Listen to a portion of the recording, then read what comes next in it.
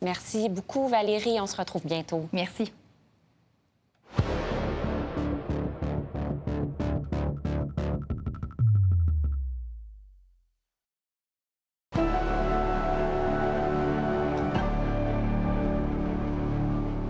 Les chefs des grandes centrales syndicales rencontrent ce soir la présidente du Conseil du Trésor, Sonia Lebel.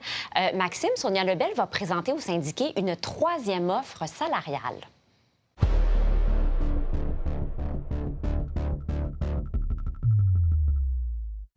Bonsoir tout le monde. C'est ce soir, à la veille du long congé pascal, que les nouvelles restrictions entrent en vigueur pour Québec, pour Lévis également. Couvre-feu à 20 h, fermeture des commerces non essentiels et des écoles. On va tout de suite en parler avec Simon qui est en studio avec moi. Bonsoir, Simon. Salut. Donc, devant la situation qui est extrêmement...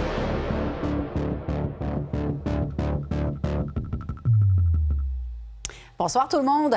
On scrute de plus en plus à la loupe le travail terrain des policiers. On se questionne sur leur façon d'intervenir, sur l'enjeu du profilage racial. On remet carrément en doute leurs décisions. On en a eu plusieurs exemples d'ailleurs au cours des dernières années, chez nous et ailleurs. Certaines de ces interventions qui ont malheureusement mené à des décès.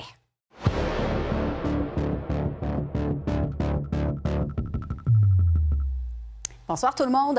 Malgré une volonté de part et d'autre, les relations entre les gouvernements et les communautés autochtones demeurent difficiles. Et ça se reflète dans plusieurs sphères, en éducation notamment. Et ça semble d'ailleurs être le cas à l'Université Bishop, où des étudiants autochtones ont dénoncé dans une lettre ouverte qui a été publiée à la fin du mois de février une forme de racisme systémique. Et selon certains d'entre eux...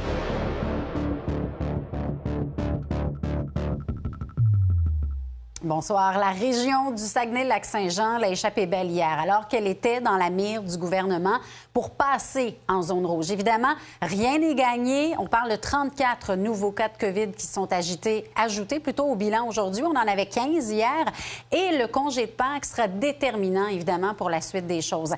Catherine, il y a le service de police de Saguenay, d'ailleurs, qui compte resserrer les mesures dans votre région.